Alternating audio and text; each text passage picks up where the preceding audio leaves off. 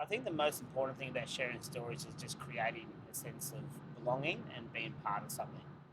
Um, and it just so happens that we are traditional owners within Australia. We've been here for thousands of years, and being able to part that and belong to that, it's enormous. It's hard to kind of quantify um, the meaning of that, but it's enormous. I know when I lived on country, that was probably the most therapeutic part of my life, feeling connected to country and kind of made me develop it as a young person.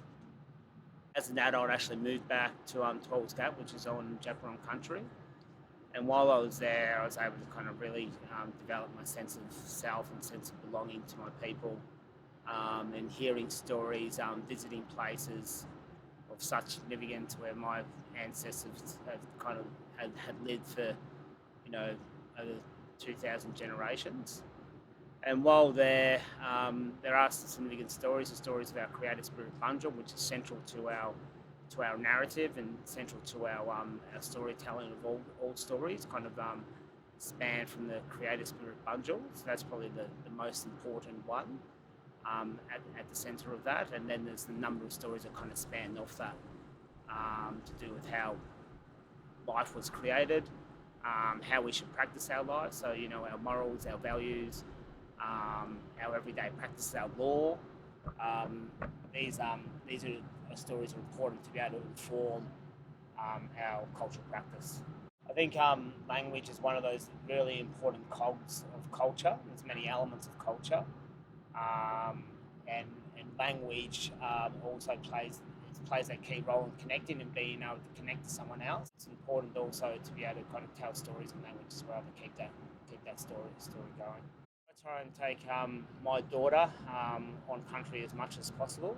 Um, Living in an urban environment, we live in Melbourne, which a lot of our community do live in urban spaces. The majority of Aboriginal people across the country actually live in urban settings.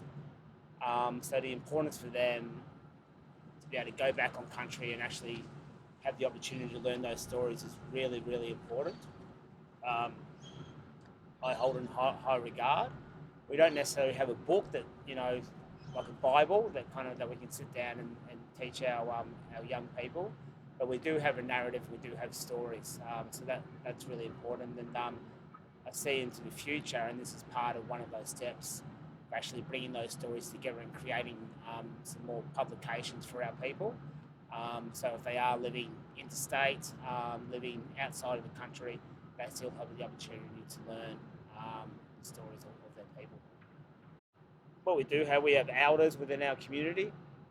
They're getting old. They tell stories over a cup of tea if you go and visit them, but there's no formal setting at the moment for them to be able to tell their stories and us to be able to capture them.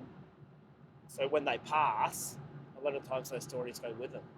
So it's our responsibility to actually capture those stories so the next generation, 7 generations to come, have the opportunity to learn that story. It's Matt's role to bring all those stories together and help, teach the people, the young people, and others that haven't had the opportunity to learn those stories as they were growing up. So it's a really important part of the Eastern Mar, or the corporation's role within the Eastern Mar society.